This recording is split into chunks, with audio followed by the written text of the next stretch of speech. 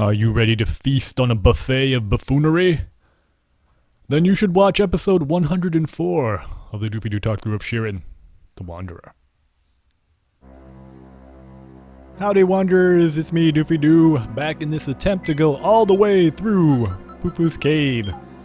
I'll go ahead and do some purse rummaging while Naoki looks on creepily. What you looking at, Shiren? Fresh meat? Yes, I am. Please just don't stare at me, Mr. Super Garlic Headman. I got 99 arrows, gotta remember that. Ooh, look at all those Death Angel meats. Ooh, and even more. Wow.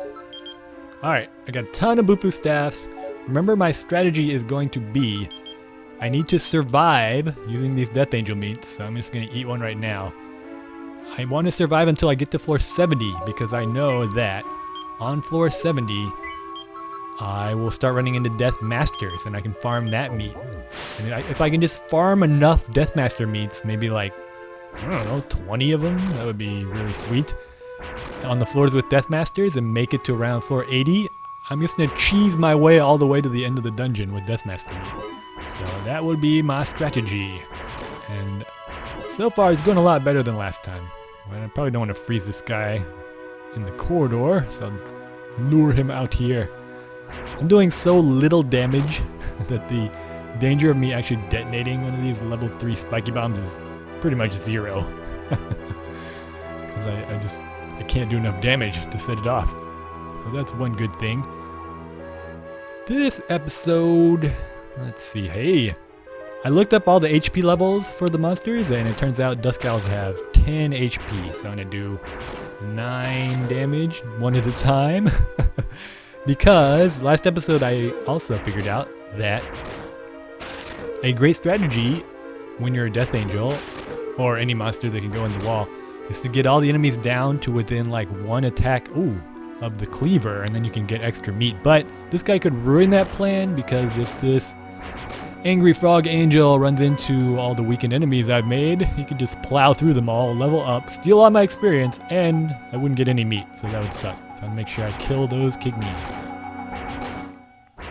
This episode, I'm getting to the, let's see, last episode I talked about the NES, so now we're in the Super Nintendo 16-bit generation. And this is where things get a lot more complicated. This is kind of the beginning of the console wars, the real console wars. It's kind of a wimpy one in the NES age, but the NES was just so dominant that it really wasn't much of a war.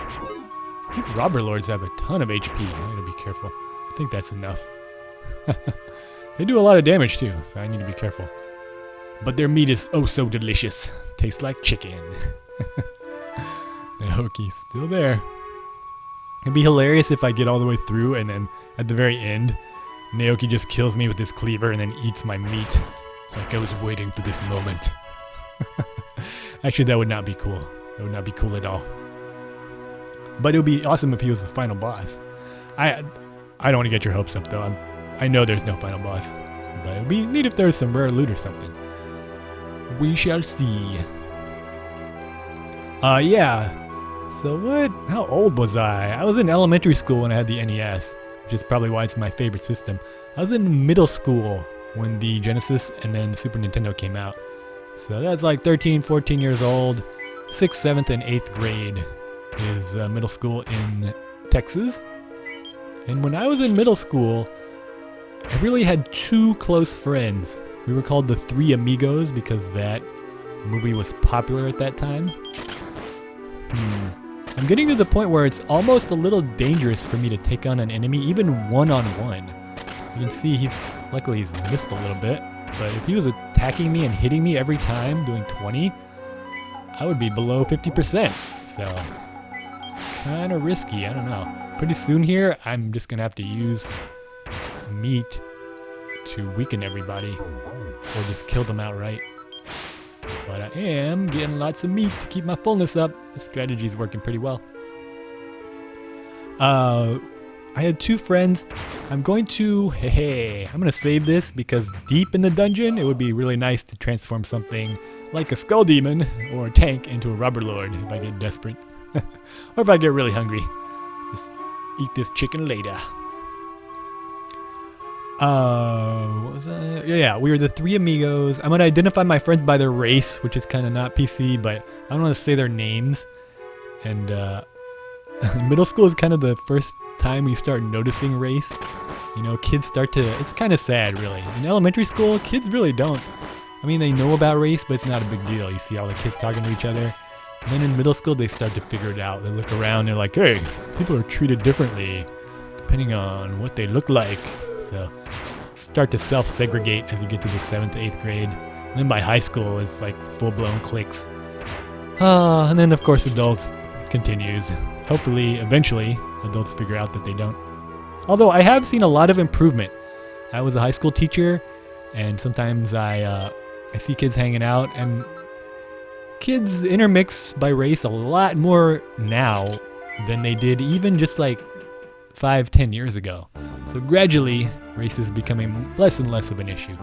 While this guy followed me to the next floor, I tried to run away from him. He's still here. I don't want to risk just attacking it. Hey, got some mammal meat left over. That's really old. I'll go ahead and try to turn him into a mammal. Alright. And I got it back. Maybe I can turn this guy into a mammal too. Oh. Alright, I'm going to try to kill it. But don't want to do it if somebody comes to join the party. Oh. Alright, his buddy's coming. I can still do one more attack. Alright. Now, don't want to waste my stored herb. I think I'm going to eat this false idol meat, and I can show you what it does. They call me the ceramic ninja. It's an infinite jar of hiding. I can get through any floor pretty much because enemies with range attacks, even like arc dragons and hell dragons, they won't attack you if you're in a jar hiding. But you can see the drawback immediately is that I get a lot of HP because turns are passing while I'm hiding. So I'm losing a lot of fullness every time I get in the jar. So there's a danger I could starve to death if I use this meat too much. So I like it. It's not OP like Daredevil meat. It's very powerful, but it has a weakness. So very well designed meat. I like to eat my meat that's well designed, whatever that means. So, yeah, one of my friends was Hispanic. He was kind of a stocky guy as a center on the football team. He was really artistic. He was a good artist. Kind of joking all the time. He was like the class clown. He wasn't a great student, but he was smart. And then my other friend was white. He was very different. He was like brooding. He played the cello, had a pet boa constrictor. He was really quiet. He would hold all his emotions inside and then just erupt in this fit of anger. I remember we would sit for hours and hours not saying a word, playing games and listening to REM and Nirvana and the B-52s. It was actually fun. He's the guy that used to grab the NES controller by the cord and slam it into the ground as hard as he could. Oh hey, look, I can use a bufu on this Mbama and then I'll get the meat back. So this floor, pretty much all I spent was a single bufu charge, and I got tons of bufu charges. So if I can do that every floor, I'll have it made. But I probably won't. Yeah, so my friend's very different. I was Asian-ish. I'm half Asian, so we had a good mix of races. All we needed was an African-American friend, and we could have summoned Captain Planet. No, wait, there were 5 of those guys, weren't there? We could have formed Voltron. Oh, wait, no, that's 5 also. Always 5 in a team, huh? All we needed was an African-American friend and a token hot blonde princess. And we could have had an awesome team, but we only had 3. So we spent all our time together, pretty much. And all we did was play games when we were together. Our friends would, our parents would drop us off at the arcade. And the arcade in Texas was called, in San Antonio, it was called Diversions. It was a chain. It was a really high-class, high-quality arcade. All the joysticks and buttons worked. They got fixed immediately when they got broken. Troublemakers were kept out. There were like attendants there constantly cleaning everything. There were these immaculate bar stools for every cabinet. It was pretty much like the dream arcade. And they got the latest games, multiple cabinets. They gave you 30 tokens for $5, which is a big deal. 5 tokens for $1. I guess most places did that, but it wasn't any of this bullshit 4 tokens for $1. Hey, I'm putting in $1. If I wanted 4 tokens, I'd put in 4 quarters, buddy.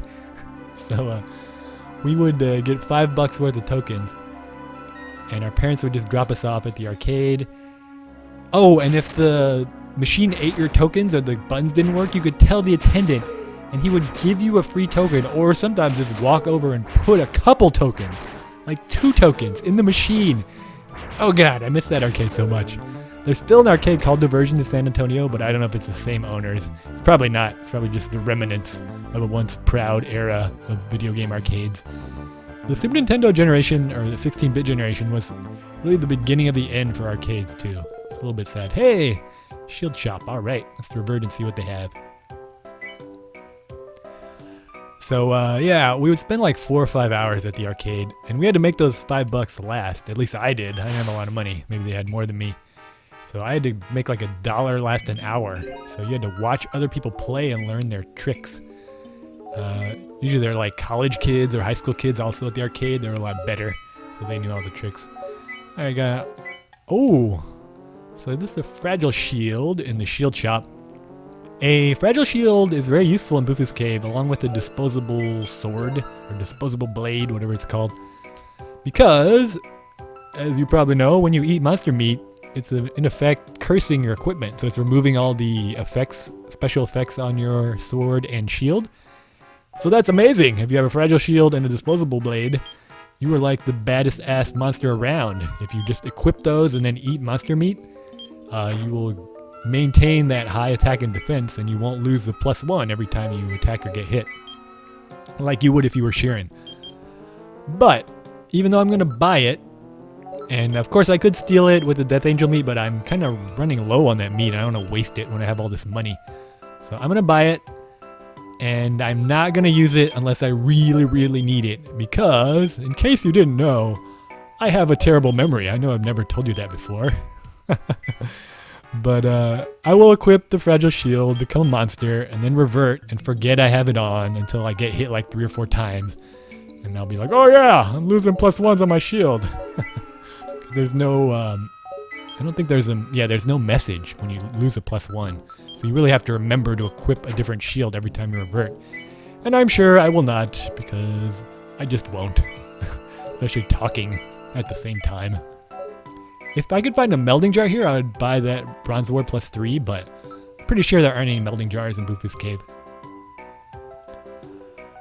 Yeah, so we made $5 last a long time, and whenever we got low on money, we would play games that you didn't really need a lot of skill to play, and you could play for a long time, like Snow Brothers. You can play Snow Brothers forever on a single token. The game is really easy. Or a Trog. There was a game called Trog that was like a Pac-Man clone. You were a claymation dinosaur that looked kind of like Lisa Simpson. And you went around a stage getting eggs, just like Pac-Man. Except the enemies were these Cyclopean cavemen. They were trying to eat you. You could become a T-Rex and then eat them, which is like the power pill. That game, again, you could play forever on one token because it was really easy. But yeah, it's kind of a silly, stupid game, but we enjoyed it, even when we were teenagers. I think Trog makes an appearance in Terminator 2. There's a scene where you can see it in the background. We were all like, oh my gosh, it's Trog, we played that game. Ouch. 43. Alright. Oh, 43. I don't know. I don't want to waste a Bufu or meat. I have a little loop here. I'm just going to hit and run. I think I can just run around and get HP back, and I won't run into anybody. And if I do, I'll have to use a Bufu step. Big deal. Oh, should have walked diagonally, Doofy. Not thinking. Alright, I'm going to be smart here. Diagonal, straight, diagonal. Oh, yeah. Alright, I'm back up to 100. I'll try to attack him. Oh, hey, missed. Oh, and I got some meat. Alright. Let's see what my fullness is. 56. I don't like that. That's a little bit too low. So I'm going to heal some. Oh, maybe this is one that I weaken. Yeah. Oh, didn't get any meat. I'm going to heal, but every time you heal, even with a hide shield, you're losing a large chunk of fullness. So, Let me go ahead and find some kind of meat. Yeah, I was gonna save the robber lord, but I'm gonna go ahead and eat it just to get my fullness up. 64, that's more reasonable. Alright, moving along, almost to floor 40, sweet.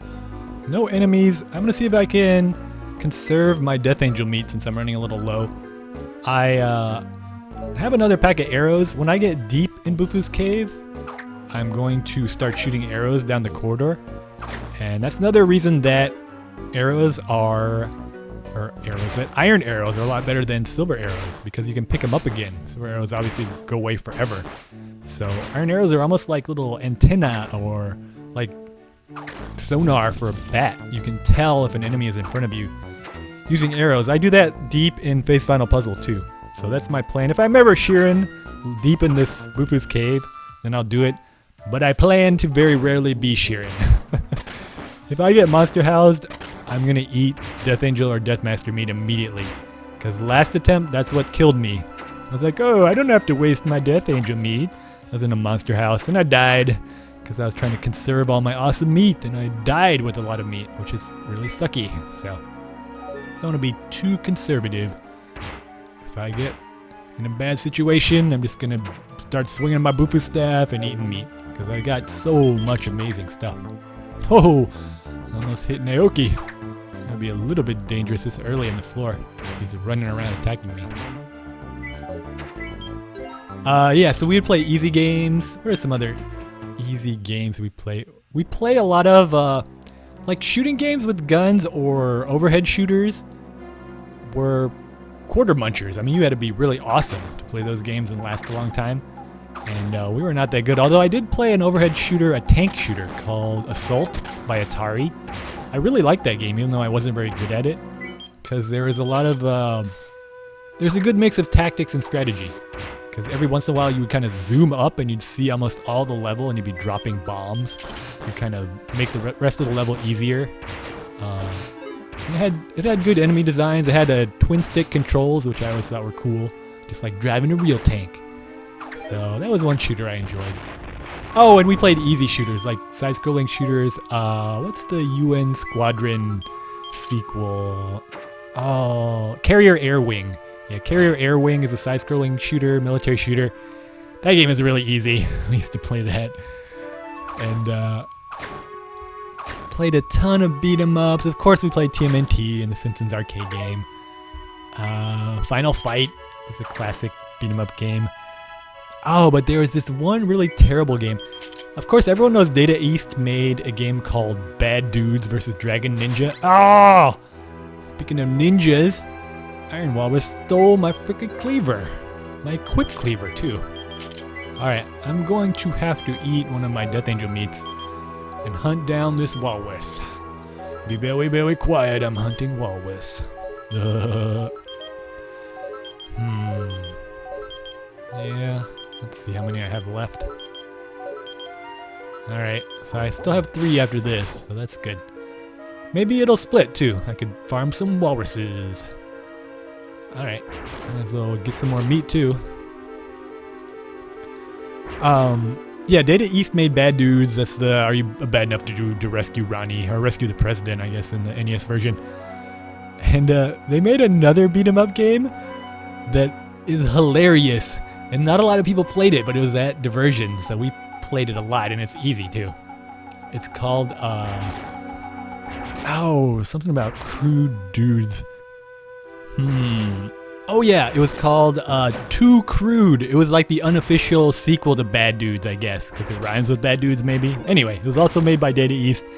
That game is hilarious. Oh, and we bought it on the Genesis. The port on the Genesis is called Too Crude Dudes. It's like a parody of a 90s fighting game. The bad guys are like these punk rock guys, but they have peace signs on the back of their jackets.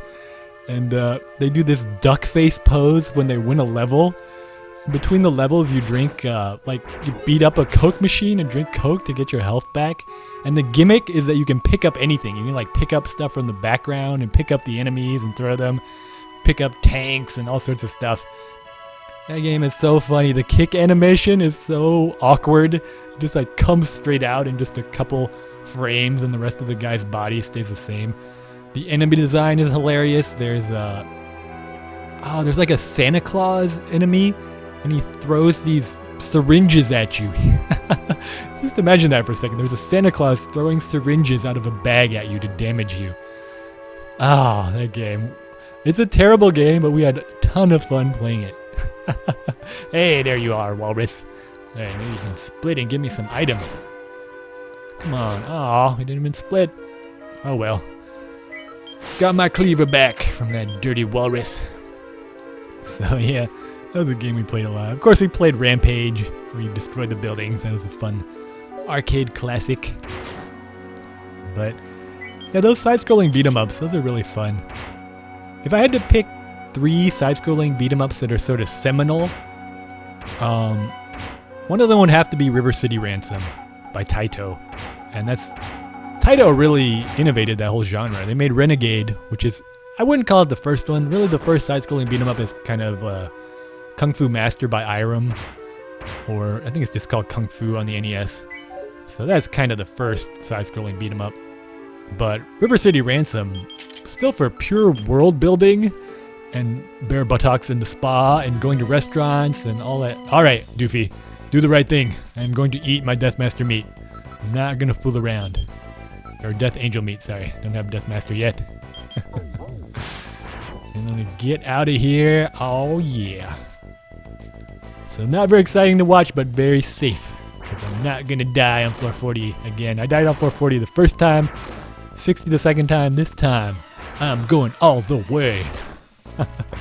Just got to make sure I remember which of these guys I've attacked. There's so many. I can get a lot of meat too. My fullness is getting dangerously low. I don't like it.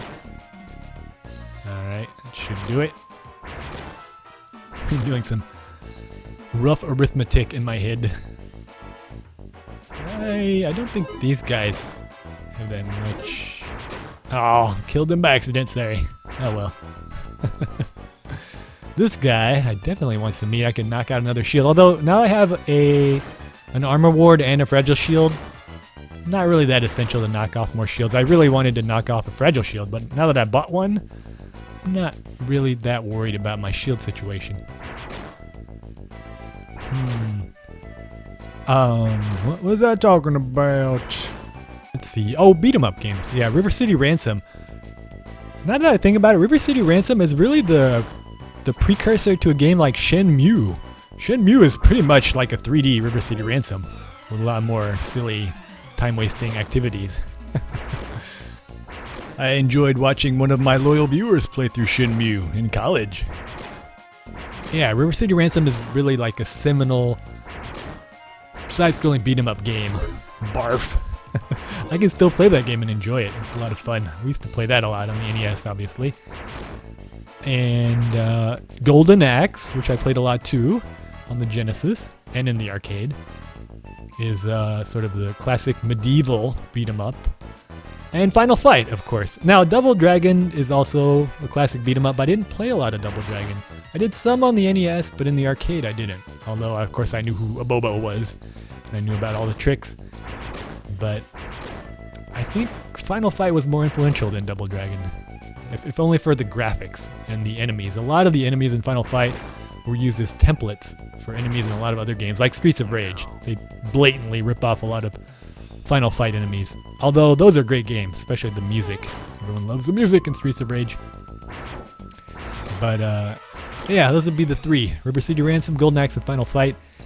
If you ask me what the best sort of evolution, this is kind of weird. There's an owl in this big floor, or big room. So I can't see the monsters when I'm in the room, but I can when I'm out. Kind of the reverse of the usual situation. I'm gonna have to go back and see where this other enemy is. It's stationary above. Oh, it's the second owl. Alright. This is embarrassing. I'm the angel of death. All who face me shall die. Wait, did you say I'd be fighting an owl? I'm gonna have to think about this one. All the monsters, luckily, they can't see either, so they're just wandering around, so the chances of them stumbling on me are pretty small.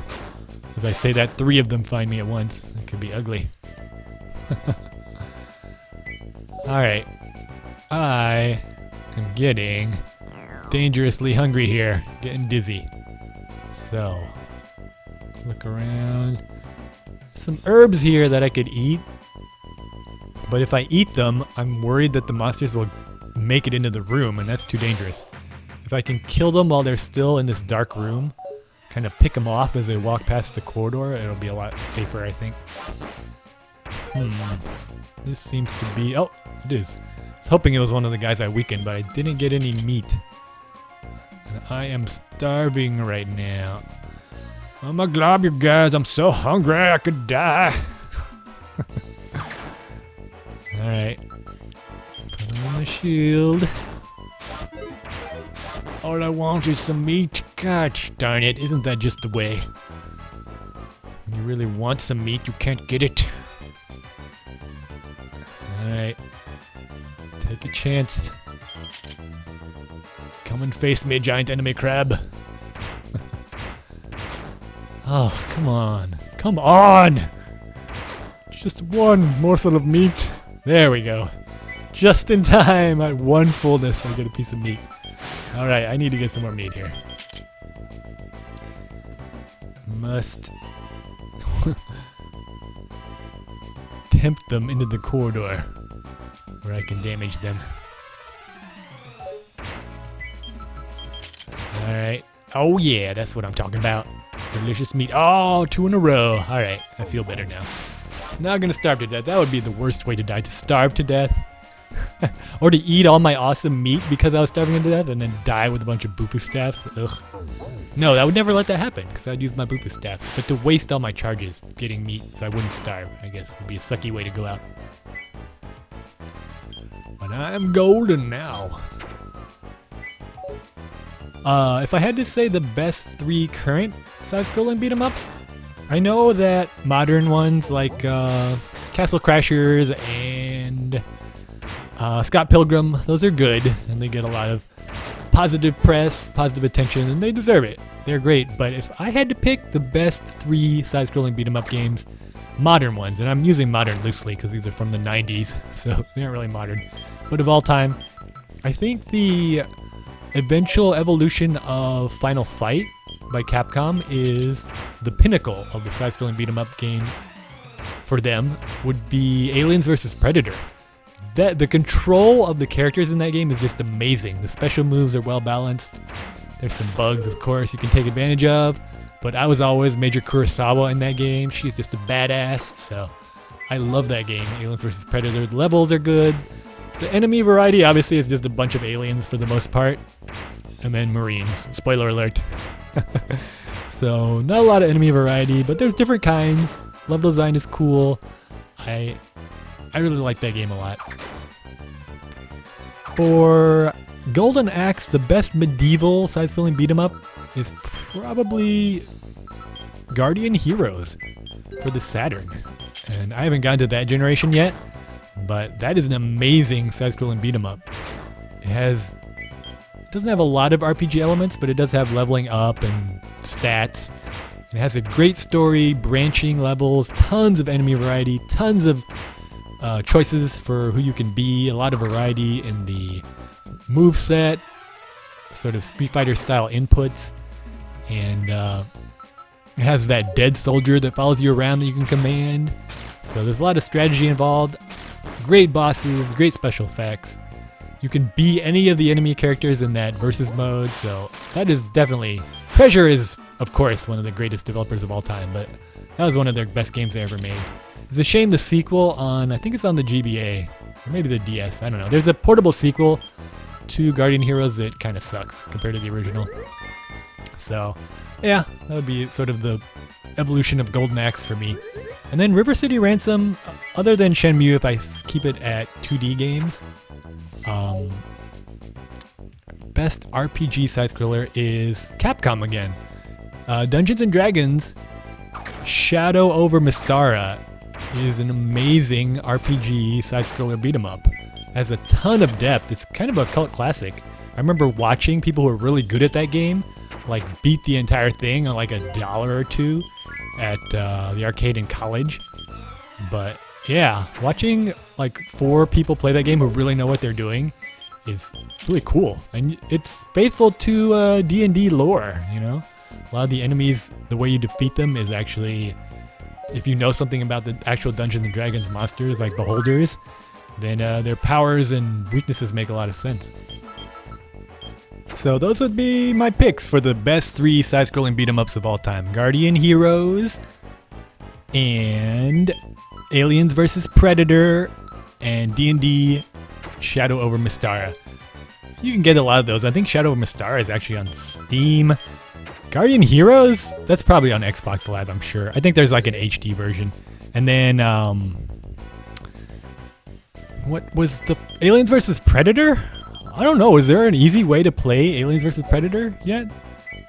I don't know of it. Maybe I just, there is and I don't know. I never owned a 360 or a PS3, so I'm not familiar with all the options. But maybe you have to emulate it. But those are really amazing games. So definitely worth playing. Honorable mention, The Simpsons arcade game and TMNT Turtles in Time. Hey, I'm gonna get another false idol meat. Sweet. Those games are just good, goofy fun. And I like the original intellectual properties, Simpsons and Teenage Mutant Ninja Turtles, because of the nostalgia. So definitely those games are fun too. But why did I get into beat 'em ups? Oh, those are the games we played in the arcade a lot. Yeah, we had a lot of fun. Then, after we were in the arcade for like 4 or 5 hours, I would go to one of their houses and spend the night, and we would spend the entire night playing games on the Genesis. So we did nothing but play games pretty much. And that was my life in middle school. I remember finding a used condom, I know it's a weird transition, on the playground once in middle school. And of course we were going through puberty, so we were thinking about girls, but the idea of actually having sex was like so beyond the realm of possibility. I was just like flabbergasted. I'm like, oh, I guess kids are having sex now, huh? I didn't even think about it. Of course boys bragged about it, but you never believed them. But I guess some of them might have been telling the truth. And, oh yeah, they were, because I know in the bathroom, sometimes you'd find people. And you'd just be like, oh my god, that's disgusting. Yeah, just the possibility of even talking to a girl about video games, which was the only thing I ever talked about, was really impossible for me to imagine. So talking to a girl about romance and then actually sleeping with her, that was just like, what the heck? That'll never happen. I had to wait until much later in my life. But apparently it was happening for other people, cooler people. So they were early bloomers. But me and my friends, all we did was play video games. We were video game nerds. To the max, as they said back then. And I did not buy a Genesis because I was patient. And all I would do, my friend had a subscription to EGM, so I would borrow his magazine sometimes. And remember, all the news back then, there was no internet that most people used. Oh, this could be bad. I want to get hungry again. I'm going to use a Bufu on one of these. Oh, hey! So my armband is an anti-drain armband. What a convenient time to find that out. I am going to Bufu one of these low poly dancers because a level 3 low poly dancer has a special power of raising your maximum fullness. So all I need to do is get a spiky bomb ready to blow, and then I can spin my way to 200 fullness. So that's a good tip to use. I've used that tip in Phase Final Puzzle. I think a Skull Wizard or somebody transformed me into a low poly dancer, or maybe I had a Bufu staff. I probably had a Bufu staff. Yeah, I'm sure I did. And I used that meat to get 200 max fullness, so that's a good trick to use in Phase Final Puzzle too.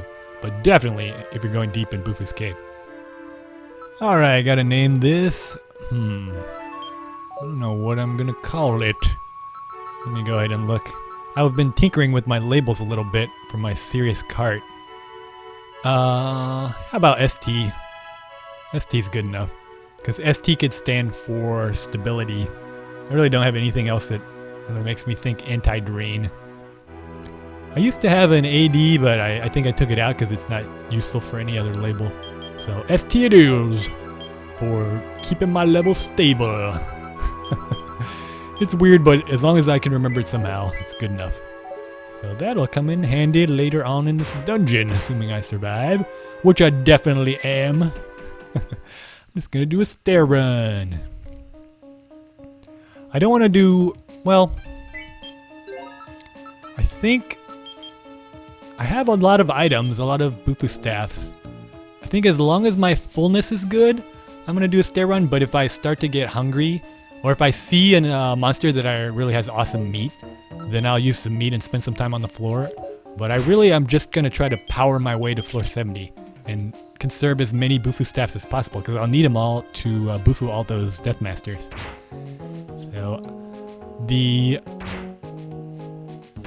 dungeon should be going a lot faster from now on. Oh, that was dumb. It's not gonna work. Alright, this could throw a monkey wrench in my plans, because these guys are really strong. I might have to use Bufu staff or some of my powerful meat. I have a ton of Bufu staffs. I don't know. I can't really transform them into a weaker monster, because if I throw monster meat, obviously it'll just burn up. I wish it would become toasted monster meat, like in Shiren for the Wii. Alright, just to be safe, then I can get my fullness up really high, and I'll be able to do some stair runs. So as I said, oh yeah, my friend had a subscription to EGM, no internet, so all our news came from actual physical magazines. You cannot imagine how excited we were when we found a new issue of EGM or Nintendo Power in our mailbox. It was amazing. It was the month's news of things to come. So EGM would put out these buyer's guides every once in a while for the year, and I borrowed the 1991 EGM buyer's guide. I still remember the cover. I looked at it so much. The cover was from Street Fighter 2010, which isn't a Street Fighter game. It's this weird sci-fi action game on the NES starring Ken in this weird futuristic suit of armor. It's a really difficult game. It's not a terrible game, but it's not a very good game, especially if you're expecting something that has to do with Street Fighter. But the cover is the art from that. And inside is a preview of the 16-bit Nintendo system that is going to come out. And I looked at that magazine so much I wore out the pages because I wanted a Super Nintendo so badly. I had a subscription to Nintendo Power, so they had, I think, a screenshot in there of Final Fantasy 2/4, and I looked at that picture over and over and over because I was obsessed with Final Fantasy on the NES. And I looked at the screenshot of ActRaiser and what other? UN Squadron and Zelda. They had a picture of a level from Zelda. I remember the floor was all pink, and I thought that was weird, but I'm like, I don't care. The graphics are amazing. So, plating scroll. Alright. So I can plate my best shield. I guess my best shield is that fragile shield. Really, plating my cleaver is a lot more important. But yeah, I might as well take out my best shield and plate that. And I don't know. I don't know if I should waste it on the fragile shield. Oh, hey! That solves that then. Oh, Earth Bless scroll too. So I'm going to take out the fragile shield, Earth Bless it, and plate it. Then it'll be my most amazing shield ever. Although it really doesn't make sense to plate it because most of the time when I use it, I will be a monster. So that plating won't really have any effect. But what the heck, I got 2 plating scrolls, might as well use them. And yeah, I would just stare at those screenshots obsessively and think about the Super Nintendo and how awesome it would be. I wasn't really excited that much about the giant bullet bill from Super Mario World, although I did like that game a lot. When I finally got the Super Nintendo for Christmas, I remember I got UN Squadron, which is a great side-scrolling shooter, and Final Fantasy 2. And I played Final Fantasy 2 for like 4 hours straight. I was so excited. But I didn't know how to save the game, and I just turned it off because I thought it was like an NES game. And I was just distraught. And I remember asking my dad if I could play again. He's like, no, you've been playing too long all morning. So I had to play at the beginning all over again, which was fine because I love the game.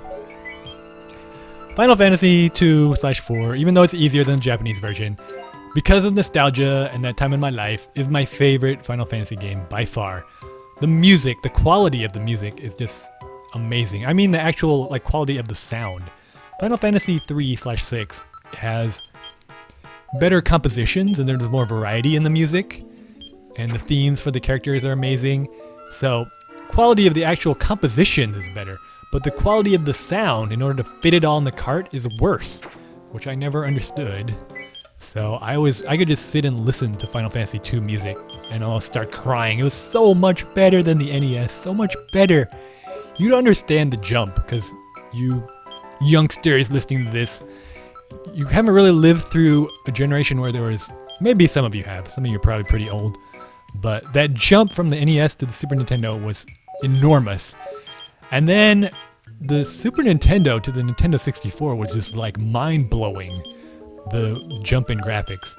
And after that, everything was just kind of like marginally better.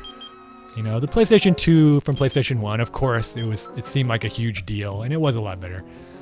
But then 2 to 3, 3 to 4, it's like, it's like what we had before, only a little better.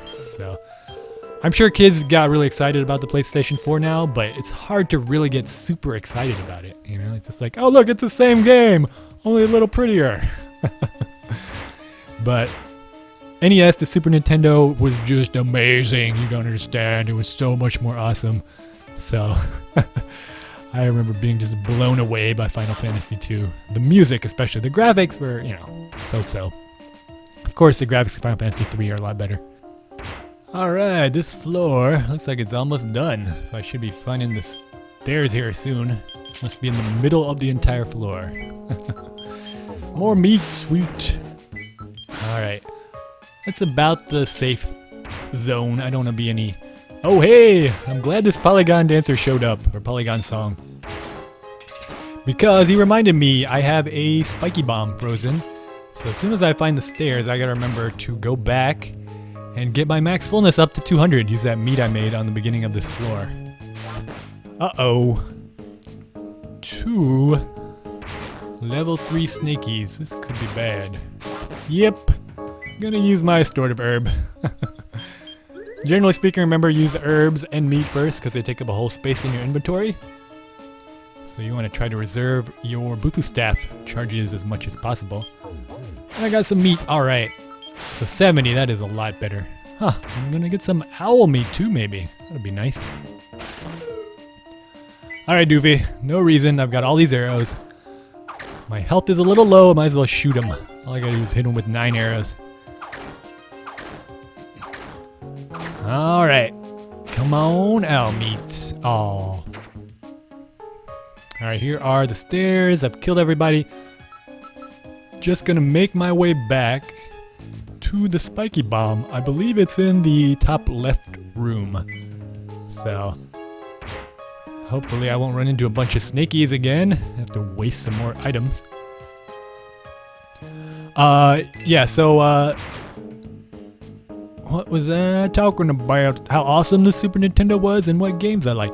I was a weirdo. I did not like Super Metroid more than the original Metroid. I know it was strange, but I think I just played it too late. Same thing with Final Fantasy 3, I think, and Chrono Trigger, which is an amazing game and I enjoyed, just like I enjoyed Final Fantasy 3. But I was in just beginning high school when those games came out, like a freshman or sophomore in high school, and I was getting a little bit old for those games. I still played them a lot and enjoyed them, but that age when I played Final Fantasy 2, when I was like, 13 years old, it was so real for me, you know? It was amazing. Of course, the plot was ripped off of Star Wars, but I didn't care at that time. I was completely enthralled by it. It was the first game that had kind of a cinematic story, and it was touching when the twins get turned into stone. Oh, spoiler alert. So I'll always love that game.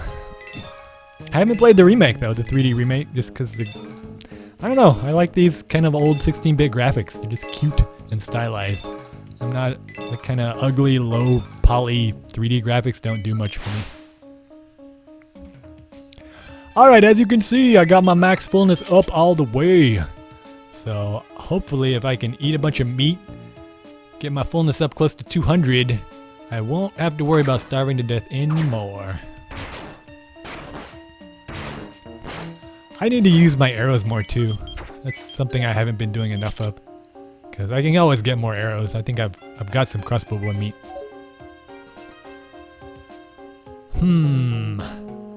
Any other Super Nintendo games I really like? I played a lot of fighting games on the Super Nintendo. The Super Nintendo had the game I was really obsessed with. Hehe, pitfall trap. I don't care, I'm already done with the floor. Street Fighter 2. There was an issue of EGM that compared the arcade version of Street Fighter 2 with the Super Nintendo version.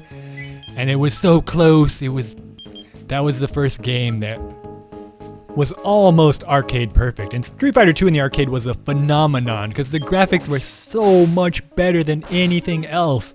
And the controls, you might have had a game with 3 buttons. And you're like, whoa, 3 buttons, that's crazy. But 6 buttons, the animation, the music, the character design, everything was amazing. Mortal Kombat was kind of a gimmicky game. People would play it just for the blood and be like, oh, you know, I feel so awesome. But really, Street Fighter 2 was where it's at. In Diversions arcade, there were literally like 3 or 4 Street Fighter 2 cabinets, and there was a line of people waiting to play them. I remember I played Guile, my white friend, the brooding guy, played Zangief, and my Hispanic friend played Blanca. Those were our mains, our 3 mains. And between the 3 of us, we could usually take on most scrubs. Now, somebody who was actually good at the game, no, we would get beaten. But we were good enough. And we knew some combos. We were all right. We were scrubs, but we were high-level scrubs. All right, I got a pretty big room here at the beginning of the level. It's a little dangerous because I haven't killed any of the monsters, but I'm going to make some room in my inventory, eat my crossbow boy meat, and make some iron arrows, replenish my stock. I can at least get my current arrows up to 99, put them away, and then get some more. I don't know if I'll get 2 whole packs, but I can at least fill this room. This is a pretty big room. And hopefully no one will have enough time to get close to me. Unless, of course, a flame guy comes in. So hopefully that won't happen. Whew, I was a little nervous I would miss. If I missed that guy another couple times, I was going to revert. It would be a total waste, but sweet. Yeah, I remember someone who was like, you don't understand, when Street Fighter 2 came out, like everyone played it, you know? From like 8 years old all the way up to in their 20s and 30s, people played that game. And even some girls, although all the girls I ever played always used Chun-Li for some reason. It's like they felt like they had to be a girl. But yeah, I mean, there are actually girls who got pretty good at Street Fighter 2 playing Chun-Li, and I played against them in the arcade. So that was like weird for me at the time. I was like, wow, there's girls actually in the arcade playing a game, and they're pretty good. So, there was a time when there were like these drunk guys in their 20s or something, and they kept dying on Sagat, or Sagat, if you prefer to say it that way. And I was watching them, and finally they got frustrated because I kept watching them, because I didn't want to play against them because they were so much older than me. Oh, knocked away my cleaver. A little dangerous. If I didn't have that space there, it might have vanished. It's a little weird that he can knock away my cleaver even though I'm not using it. But I guess that's fair. It wouldn't be fair if he couldn't knock it away, because that would be a protection for my weapon. Huh. Just in time, though. The guy showed up. At least I'm going to fill this to 99, so that's good. Just got to remember to put away the pack before I keep picking them up, so I don't waste them. I don't know about this. I'm going to boo-foo this flame guy. And then I think with arrows I should be able to take this guy out. This early in the floor, I don't want to get really low in HP. Alright.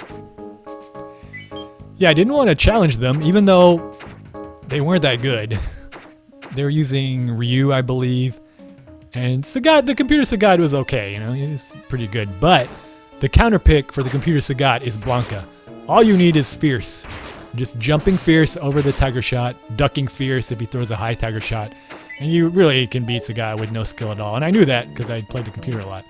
So they're like, oh, you think you're so good, little kid? Here, you try. And they gave me a quarter. And they thought that, of course, I would die. They're going to laugh at me. But I actually beat Sagat with Blanca, and I almost beat Bison, and that was the first time I'd ever almost beaten Bison with Blanca, because I wasn't a Blanca player. I just watched my friend use Blanca. And I remember they were pretty impressed, you know, and then they took over and tried to play against Bison for a while too. I don't remember if they won, but I remember thinking I was like proud of myself for being good at something, you know, and of course it was just a video game, but when you're a kid, that's important to feel like you're good at something.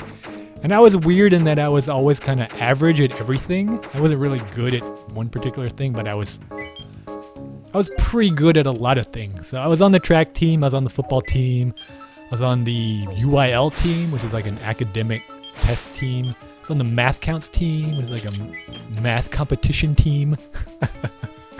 All my trophies, by the way, are from academic competitions. I don't have a lot of sports trophies, but I was okay at everything. And I remember at that time, that was the one thing I felt pretty confident doing, playing video games. I felt like, yeah, I'm pretty good at games. I'm better than the average person. I think it's important to have at least one thing like that when you're a kid. My other friend had drawing, my second friend had playing the viola, but all I really had was games. I wasn't really that great at anything that I was doing. I was just kind of average at everything, so I tried everything. Alright, a dusk owl can walk around and not wake up sleeping enemies, so it's a pretty good meat to have. I don't know if I'm going to stay as an owl, but at least I can wander around and look at all the loot and kind of scope out everything without alerting any of the monsters to my presence. Get this guy up down to 9 HP. There we go. Let me think. It's weird how you remember incidents like that, but I remember it because I was happy and I was proud, and there weren't a lot of moments like that at that time in my life when you lack a lot of confidence. And of course, eventually I found out that I was pretty good at a lot of other things. Wink, wink, nudge, nudge. You know what I'm talking about, ladies. I'm talking about pole dancing and competitive eating. Oh wait, I just realized those could be suggestive too. No, I found out I was good at other things, but I really enjoyed gaming back in the day because I feel like I was good at it. Let's see if I can check out this loot on this floor. See what it is. Who was asleep down there? Oh, an herb? I'll probably go back to get it just to get my fullness up. And really isn't much loot on this floor, huh? I'm just gonna walk around just because I don't want to run into the enemies. But eventually I will make my way back to that precious herb. Even though I'm using tons of fullness, trying to avoid these enemies. Cut through here. Maybe I can get some more owl meat to replace the one I'm using. So I'll go ahead and revert. Yeah, let me think. Other Super Nintendo games. I sold a lot of them because I didn't have a lot of emotional attachment to them. Oh, I was obsessed with F-Zero. I love that game. I actually got one of my friends in college hooked on F-Zero. We would try to get better times and compete against each other. What another game? Oh, Secret of Mana. So Secret of Mana, or Mana, was a game that I loved. I would play with my friends. I had a multi-tap, and I would play Bomberman on the multi-tap, of course. But yeah, Secret of Mana, you could have 3 people playing simultaneously, which is pretty awesome in an RPG, an action RPG. And I know which game I'm forgetting. The game I completely got obsessed with, Tetris Attack, or Panel de Pon for people who played it on the Super Famicom, or Pokemon Puzzle League for people who played it on the Nintendo 64. Pokemon Puzzle League honestly is the best iteration of that game. I think there's even another port of it. Planet Puzzle League, I think, came out after Pokemon Puzzle League. The computer AI is vastly improved over Tetris Attack in Pokemon Puzzle League. In fact, I wrote a review on GameFAQs about it a long time ago. But yeah, me and my friends would play against each other literally all night. It would be like 4 a.m. in the morning when we finally stopped. We were obsessed with that game. And that's a weird story. I started out being really good at that game, better than my friends, because I practiced all my chains. And I can regularly get, I would open with like maybe a 7 or 8 chain. And I would play my friend and his younger brother, and I could always pretty consistently beat my friend. I probably beat him 70-80% of the time, and I would beat his brother every time. Then his younger brother went off to college and started playing with one of his roommates. He came back. He was the freaking Tetris Attack master. He just destroyed me. Every single round, he would open the game with like a 12 or 13 chain. He would basically use all of the blocks to open every single match. And I couldn't catch up unless I opened with the same thing. And I don't know, I could never beat him after that. He completely surpassed me. I'm not sure how he did it, but he's just, by far, is the best Tetris Attack player I've ever played. So, that's a game I loved on the Super Nintendo. Not a lot of people, there's a lot of match 3 games on phones now. Tetris Attack is the original match 3 game, okay? And it has garbage blocks and it takes skill. You don't just like get random things to show up on the screen like Candy Crush. So, if people always show me Candy Crush, I'm just like, there's too much luck involved.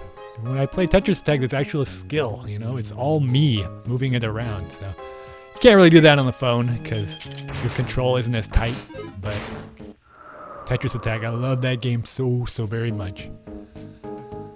Alright, I'm going to get to the stairs as soon as possible. I'm going to go ahead and try to blow this spiky bomb, because I don't want to go all the way around and waste hunger, and also the wind is already blowing. Sorry, my voice is a little scratchy because I just got home from work after a long day of air traffic control. But I made it! Almost halfway through the dungeon. Hope you enjoyed the Super Nintendo generation. I am going to eat my owl meat, get a look at this floor, and then I think I'm going to save. Next episode, we're on to the Nintendo 64. Oh, this generation was the first one where people started talking about bits too. Like, oh, the Neo Geo is 32 bits, but the NES is 8-bit, and the Super Nintendo 16 bits, and the Jaguar is 64 bits, so it was kind of silly. Alright, we'll move into the third dimension. Next episode on Shiren, the Wanderer. Rampant monster-related crime these days. Bufu's Cave is not the exception. A wandering chef has been surrounded by the monsters. Are you a bad enough dude to rescue Naoki? They call me the Ceramic Ninja.